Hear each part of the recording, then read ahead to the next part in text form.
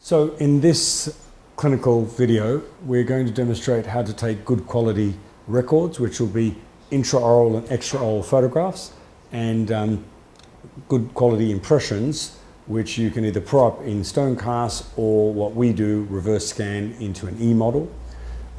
Three things that I look at for my diagnosis: the radiographs, which we've already ordered on the day of the consultation. This is the second visit, and at the second visit we're taking records, which we call photos and impressions visit, or PNI, and that is the study casts and the extraoral and intraoral photographs. And today we have Angelina with us. Angelina's 9, I'm thinking. Yes? You're not nervous today, are you? No. No? You know what we're doing today? No. Okay, we're going to take some photos of your teeth and some photos of your face, so I can put them on the computer. Next time you're here, I can show Mum and Dad exactly what we're going to do with your teeth. Okay? Do you like your teeth at the moment? What would you like to improve about your smile? Make them more white. More white. Okay, we can do that after we straighten them. But at this stage, we need to make a little bit more room for your teeth. Okay? So to take our photographs, we have a medical grade intraoral, extraoral camera, single lens reflex unit. We've been buying cameras for the last 20 years from a company in the United States called Dine Corporation. And Lester Dine set this company up specifically for dental photography. So he makes a kit so you don't have to source the different items. You have the lens, the ring flash, and the digital data back. So the variabilities you'll need to learn are what settings to use for intraoral versus extraoral. It's all to do with the aperture. For the extraoral photograph, we are opening our aperture to 5.6. For the intraoral, we close our aperture down to 22. But every time we take a photo, we're looking at the back to make sure that it's recorded well. This Dine kit is even easier because it shows you in the focusing ring what you can do. So you can go from a single tooth to the smile shot, to doing a intraoral and extraoral, and it's giving you a guide as to what aperture stop to use. So the camera, I think, is the most important tool when it comes to capturing good quality records. Too many doctors I see skimp on this, and then the records are not of the standard that we require. So we're going to run you through how we use this, how we use the mirrors, the photographic mirrors and the photographic retractors. Another common error I see, many dentists use their retractors to take photos, the same retractors they use to put braces on, like the Nola retractor. That's not going to work either. So we'll go through the protocol step by step, and we'll start by introducing you to the different mirrors that we use. So this is our intraoral mirror. The reason we use this model, and it comes in 3 sizes, small, medium, large. This is the small, which we'd use typically for a 9-year-old. And this is the occlusal component, and this is the buccal component. So when you're taking the buccal shot, we are retracting on one side and putting this on the other. So I'm taking a photo of her right buccal segment. This would go in like that. We would extend this way, and we're shooting at 90 degrees to that reflection. We've designed a upper retractor because we found the normal intraoral retractors don't give us a good occlusal view. So with the same mirror, I will ask the child to open wide. We would then place that on the upper or the lower. We would then shoot again at 90 degrees to that mirror. This is what was commercially available on the market for a upper or lower intraoral photograph. And we just found these were very difficult to use, and you still got a lot of the lip in the way. So we've designed these. This was initially a model that was available in Australia by Dr. Jenner, and it's now we source these from dentists in New Zealand. These are excellent because they've got a long handle, so it's easy to hold. Even the patient can hold that. And again, we're going to put this on the upper lip and retract and put our mirror in this direction. And you'll see that as we do those photos. So I think that's an essential tool. These are the intraoral retraction, and you can see there's a large and a small size, depending again on the age of the child. The larger ones for adults, and you can see, compare the difference here if I put all three next to each other. You can see small, medium, large.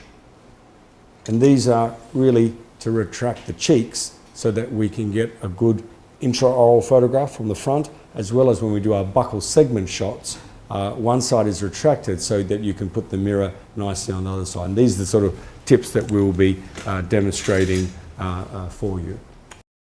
Now, after we've taken the photographs, we're going to take impressions of the teeth. And for that, again, it's very important to use an orthodontic impression tray. Most of the crown and bridge trays, the sulcus depth is not good. Particularly if I'm making something like a Frankel appliance, I will actually green stick the sulcus depth to get the right vestibular impression. So our trays then come again in 5 sizes. We don't need to use any fix or spray because the alginate flows through quite nicely these holes. And this concept then allows us to get the most accurate impression and the good sulcus depth. So just for the kids' sake, we also flavour our alginates. Believe it or not, we're up to 15 flavours now. It just makes it a fun experience for the kid. And we try and take our impressions ideally when the patient's in this upright position. I know many people are taught dentistry where the impressions are taken in the supine position. We're designed for young kids, much better for them to do it sitting up. For nervous children, we actually take an impression with the child looking at their own eyes in the mirror. And I'm going to demonstrate that today as well. So the first photograph we're taking is just the photo identification. I've seen some people put band-aids on patients' faces and things like that with a number. We just ask them to hold the file, and that way we know where the records will end up. Thank you very much. Yep. Now we're going to take the first of 6 extraoral photographs.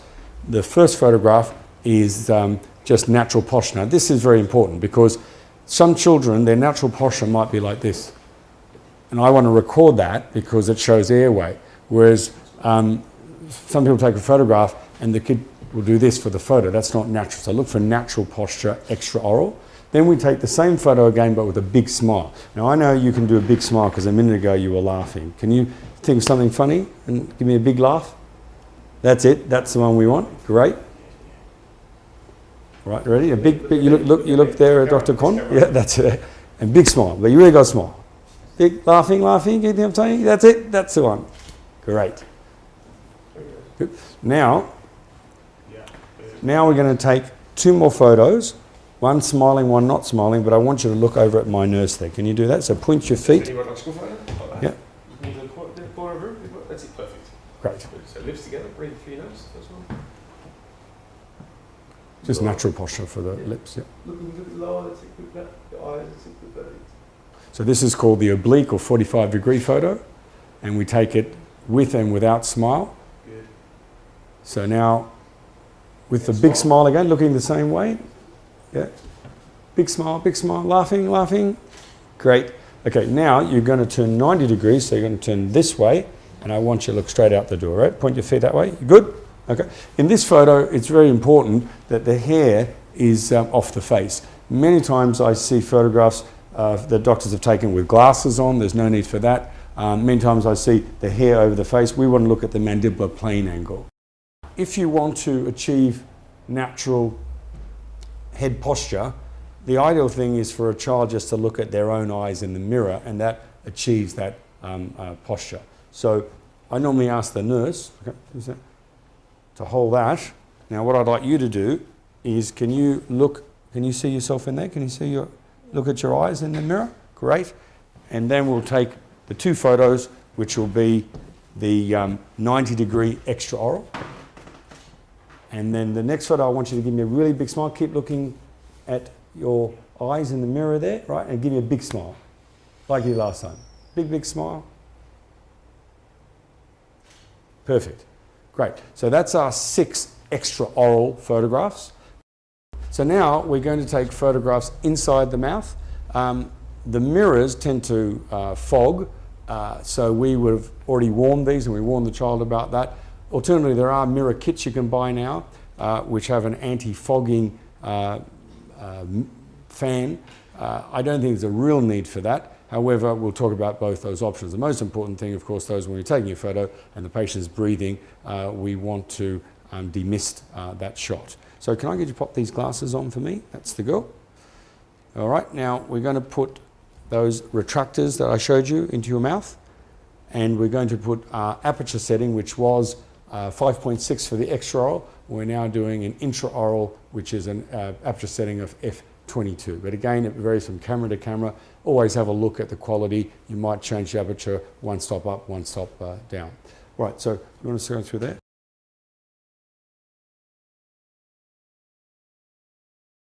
Right.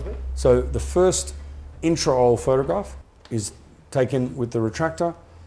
It's important the patient has the correct bite. Many children, when you put the retractors in, will push their jaw forward. And then if that's recorded as the photo, it's the incorrect bite. Now we do a second shot, which is the overbite shot. So can I get you just to put your chin up a little bit for me? This is either the overbite or overjet. If it's a big overjet, I like to put a ruler in the mouth and photograph from the side.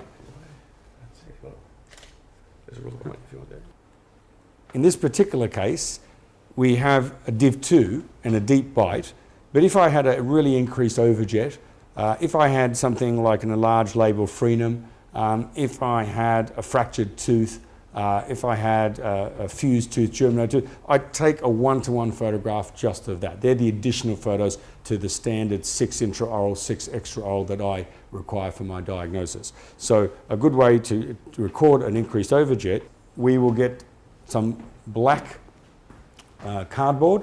We put the black cardboard here, which highlights the teeth when you take the photo, and then we'll place the ruler here so we can get a measurement of the overjet. Okay.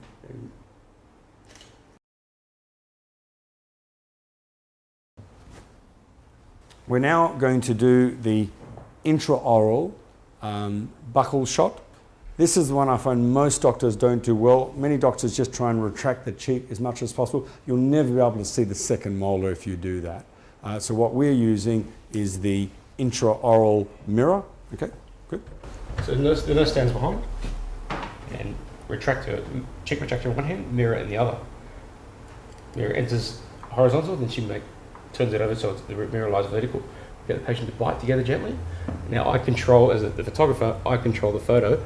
I can, once I've focused on the shot, I don't take my shot, I make sure it's ideal. Now my nurse has been doing this for a while, so I could probably take the shot, but if I need to adjust it, I can simply pivot the mirror forward, up, down, but most importantly, I can actually pull the mirror away on the distal portion to allow me to get further back in terms of in more teeth in the photo. Then I can adjust myself so I can be parallel to the occlusal plane.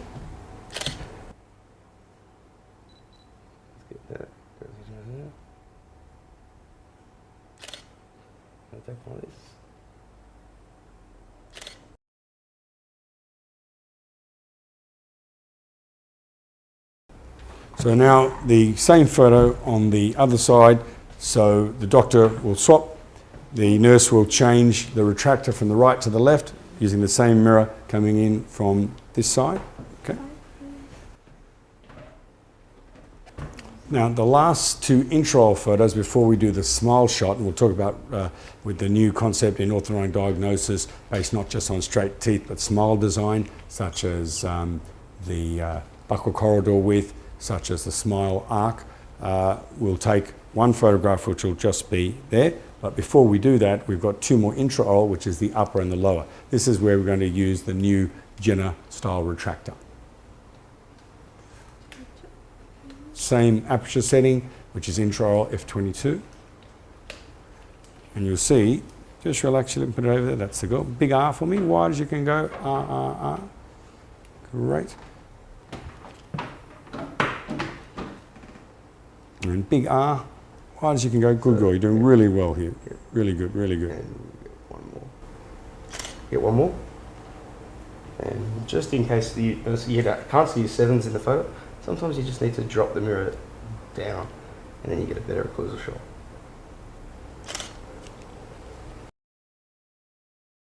Okay, good. So now to do the lower intraoral, upper retractor, same retractor, put in the lower, same mirror, inverted, 90-degree photo. Okay. I can place that. Good, that's the go. Great. Open nice and wide. Here, the tongue needs to go above the mirror, because otherwise if the tongue is in this photo, it'll sit over the lower molars, you won't get a good photograph.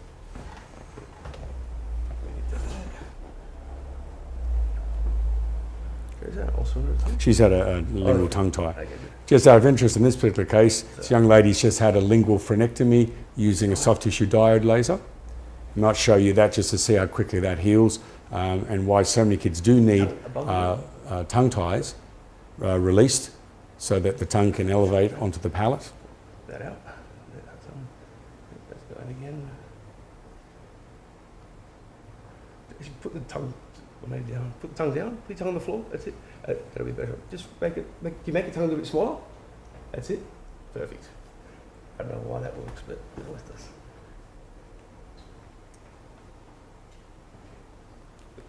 So when a patient smiles here, we want the natural smile, because many times we're designing our bracket position based on the smile arc and if they've got a gummy smile or not. So big smile, natural smile, that's the one. Okay, so if we just look here, here's a good example. So I'm going through that photo. So she actually has 3 smiles, right? So she has her, just relax for a second, okay, good. She has this sort of smile, then big smile, that's the natural one, you can see. Now, the way you can tell the natural smile, I mean, you've all heard that saying when Irish eyes are smiling, it's true. Look at orbicularis oculi when she really smiles, whereas when she doesn't smile. So just smile like you did before, but not don't laugh, just that's it. Now, if you look at this smile, there's no action there, right? But give me you can laugh now for me, big smile, like look at the eyes straight away, and that's the natural smile. That's the photograph that we want, because that's what we're planning on. It's very important in orthodontics to capture the essence of that smile. We've in the past even asked the patient to talk and smile on video, and then you get more natural idea of what their amount of tooth display is like. When we take our photos, we actually just keep a log for our typist to confirm which photos belong to which patient. And the typist job, we have a girl who does all our letters and at the same time makes our templates for the photos. Her job is to crop the photos, enhance the colour if need be, and present them in the template that we like, and to make sure that she doesn't mix up names and patients. We log the date, the name of the patient, which photo we started on the camera, which is written on the back, and which photo we ended. Might sound a little bit archaic, but we find it works for us in a busy practice. When we have 8 cameras in use, we want to make sure that the book belongs to that camera, so the code of the camera and the code of the book correlate. Many times when we set the tray, people think, well, we'll go for small and we'll do a small upper and lower. If you individualise, you'll find that in this particular patient's case, we're using the small lower and the next size upper. And that way we're getting a more accurate impression to begin with. So don't get in the habit of saying, oh, well, small, medium, large, looks like a small, and so therefore we're going to do small upper, small lower. Actually try the tray in, because the more accurate the impression, the more data we can get from that. So we've used numerous brands of alginate. The one we keep going back to, it's not the cheapest, but it's so consistent, is Chromapan. It's made in Italy. And what we like about it is its stability after taking the impression is 100 hours. For those people who don't have their own internal lab, that might be a good aspect in that you don't have to pour the alginate up, you can ship it in that time. The second thing is its colour changes, so it's purple as you mix it, it goes to pink before we put it in the mouth, and then it sets white. For nervous children, you put a little bit of that on their finger, and we say, look, watch that colour change like magic. Young kids like this appreciate that. When they know it's changing, they know it's going to be coming out of their mouth soon. A lot of the anxiousness goes away. We will use 2 flattened scoops. So this is a Chromapan alginate. We go flatten the top, pour it into our little bowl for our automatic mixer. One, and we'll take a second scoop. Usually the alginate's like just a little bit fluffed in the mornings, which is nice. And so then we usually keep this on the windowsill, just so the sunlight heats and warms it up, so the alginate sets a little bit faster. I don't know if you can still see, we have some lines drawn on the alginate, on the water, and that correlates with what we've measured in terms of the correct dose for the alginate. So I squeeze the bottom. We have 2 different types of automatic mixers. Today we're using the older one. This is my personal favourite. Got a dial to set how long you want the alginate to mix for. My nurses usually set it for about 8. I like it at about 10 to 12. But I will leave it at 8 today, so we've got a bit more time for the demo. So, get our tub, the water that we've measured. We pour it without squeezing the bottle. Put our lid on. And you can see the lid has got the little part that spatulates. It essentially goes like so, and we turn the lid as per the directions. Then we open the top of our mixer, and you can see the mixing element that we just put our bowl into, close it, and we simply push the button.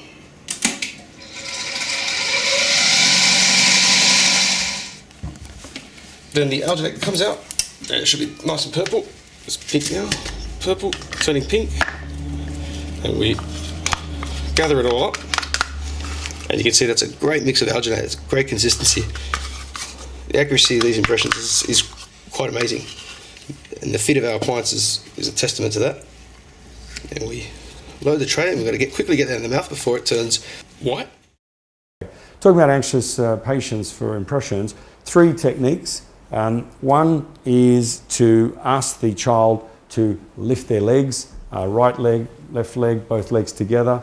Another is to take the impression actually over the sink, so that they're looking at their own eyes in the mirror. If there is any mishaps, they're over the sink anyway. But you find when they start looking at their own eyes, they tend not to gag. We have also, with limited success, tried salt on the tip of the tongue. But I think the one that works consistently is the looking at your own eyes in the mirror over the sink, and in a minute we'll demonstrate that. So you can see the reason we use this alginate. When it's initially mixed, it's a purple colour. It then goes through a pink phase. When it's white, we know it's set, and it sets very quickly. For nervous children, we put a little bit on their finger, and we say, look, watch the colour change. It distracts them. Sometimes we ask them to lift their legs. I'll show you a few techniques that we use for nervous children for taking the impressions. And remember, we do a lot of impressions. I mean, 30, 40, 50 a day. We sort of get a sixth sense of which kid will cope with it, which won't. It's also a good yardstick indicator for cooperation. But many children we're seeing have airway obstruction, so it's half of them to have this alginate taken if they can't breathe through the nose. Just want to show the impression. Right. So that's our lower impression now, the upper, and you can see the colour is now purple. Just show the colour. Yep. And we don't put it in the mouth till it goes pink, and then of course we leave it in the mouth till it goes white. Very simple. You saw how quickly that's set. Yeah. So you always make sure there's not too much excess on the distal, and it's a very well mixed alginate. You can see there's no porosities at all, and dentistry 101, I think we've learned how to do this, and then you'll relearn how to do it once you start doing ortho. So load it back. Big R, good girl. Here it's very important to get the upper lip over the tray, because if you don't, you'll get a impression of the lip and not of the teeth. So we can see here, this is one where sometimes children may start gagging, particularly if they've got airway obstruction. So what we do is, can you do me a favour? Can you lift your leg up? Lift your right leg up. That's it. Right up. Okay, higher, higher. Just that. Good. Now put that down and put your, that's right, do one thing. Left leg up. high as you can. Good girl. Good. Great. Now, can you put both your legs together and try and lift both your legs up at the same time? Wow, you must be a little athlete. That's fantastic. Really, really good. By the time you've done that repetition, the alternate's already set and the child's forgotten about what's in their mouth. When there's full occlusion, it's not too difficult to take a wax bite, so we make sure it's accurate, but we do take just a single layer wax bite. However, in the cases where there are more complexities, where it's harder to hand articulate the models, then we will use a 2 to 3 layer wax bite in the more traditional method. And again, with a wax bite, it's very important that the patient is in the habitual bite position. Many children, again, will posture forward. If you have a patient who's constantly bringing their jaw forward, one tip when you send them to the radiologist, I actually send them sometimes with the wax bite. So then the radiologist knows where the kid should be biting to take the x-rays. The bigger the overjet, the more chance of the radiologist taking the lateral ceph without the back teeth in occlusion, which throws all our cephalometric data out. So for anxious children, this is a really good technique. We take the upper impression over the sink and I get them look at their eyes in the mirror. All right, Con, want to do that? So keep looking at your eyes in the mirror and then you'll breathe through your nose. That's good. Open muscle wide. Make sure not to push like this. Yeah, open a little bit, open a little bit. Load the back, sit the back of the tray first and then we come forward. Open, open, open. Yeah, we come up under the lip. And we muscle trim as well. So in the event that we do have an adverse experience, it all ends up in the sink and not on us. And it's not embarrassing for the patient either, which is good.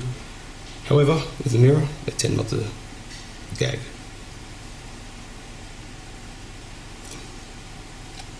Too easy.